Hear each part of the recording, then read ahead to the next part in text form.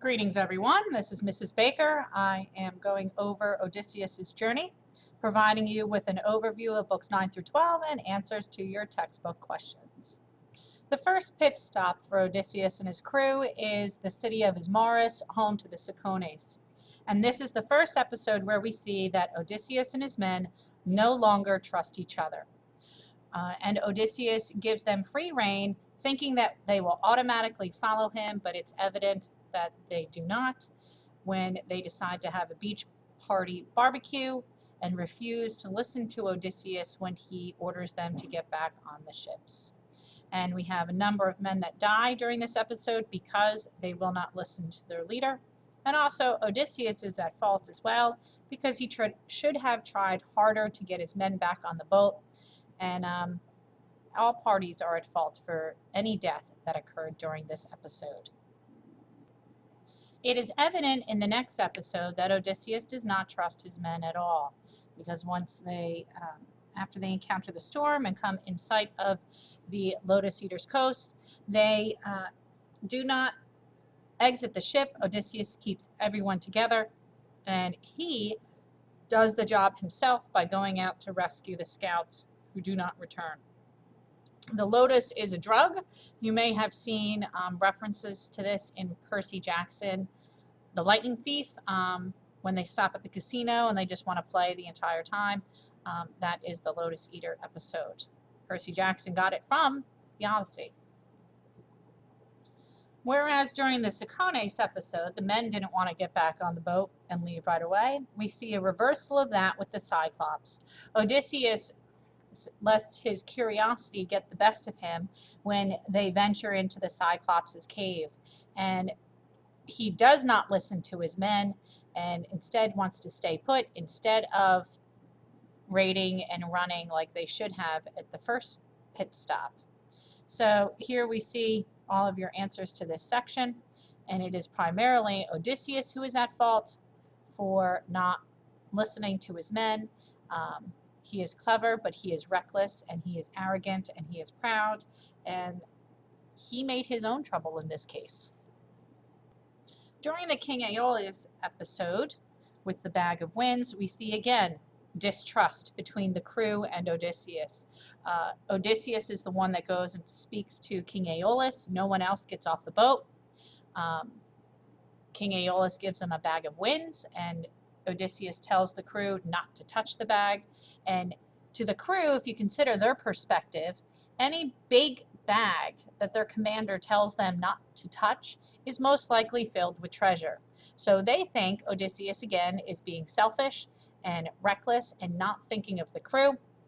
And it is no wonder then that the men untie the sack and they get blown back to King Aeolus' island. Now, King Aeolus realizes that Odysseus and his crew were cursed by the gods, but really, it was their fault. It was both at fault. Odysseus didn't give his men enough information, and his men didn't trust him. And so that's why we had all the problems that we did in this episode. The next pit stop is with the Leister Go Nians, and this is a storytelling technique. Homer uses the Leister Go Nians to make his story easier to tell. Odysseus is traveling around with 12 ships. It becomes problematic for an author to have 12 ships sailing all over the sea, and at some point the audience is going to start questioning, why are there 12 ships? This isn't real. This can't be happening. There's no way that 12 ships could get past all of these things together.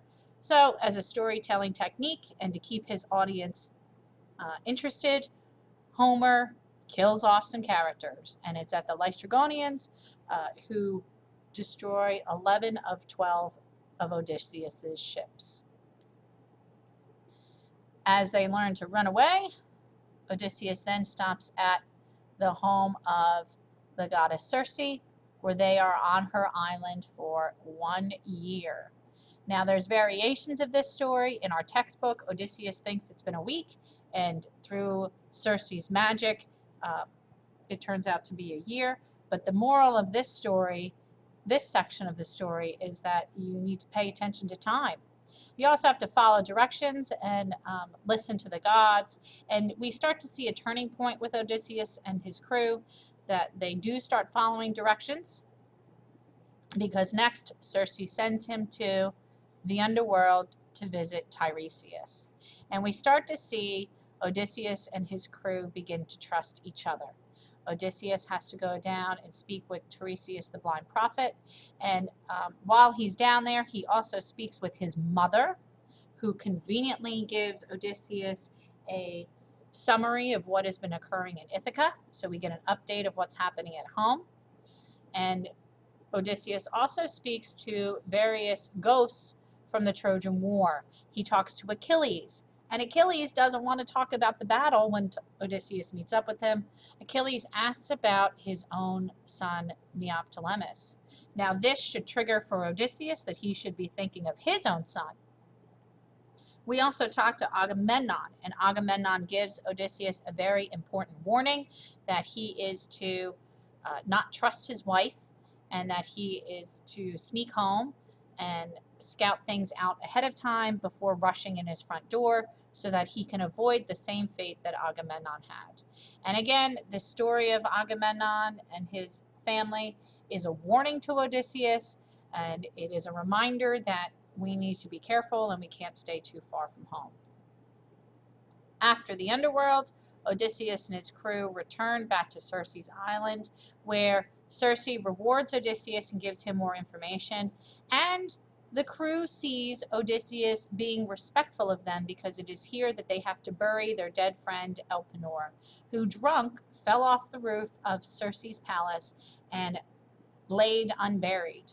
Well, the crew respects Odysseus, because rather than rushing back into the boats to take off for Ithaca, they take the time to honor their dead friend and give him a proper burial. And then they are ready to continue on their journey. And we see a change with Odysseus and his crew. They are working together as a team to get past the sirens, tying Odysseus to the mast, and the men having the beeswax in their ears, and they follow each other's directions. They work well. They get rewarded with the information needed to get past Scylla and Charybdis. Scylla is a six-headed monster. She will eat she will eat 6 men total, 1 for each of her heads. And Charybdis is a man-eating whirlpool. Now, Odysseus must make the choice. Does he sail past Scylla, or does he sail past Charybdis? In the case of this, it is better to sail past Scylla, because it is better to lose just a few men rather than the entire ship. Because if they sail into Charybdis, Charybdis will swallow the entire ship. Now, Odysseus doesn't tell his men everything that is happening, because he doesn't want his men to panic. He is exhibiting good leadership skills here, because he gives them appropriate orders and directions. He recognizes what he must do that is right for the group, and unfortunately it does mean that they have to sacrifice a few to save the rest of the ship. However, despite everyone working well in this episode, things turn poorly in the next, when they land at the cattle of the sun god.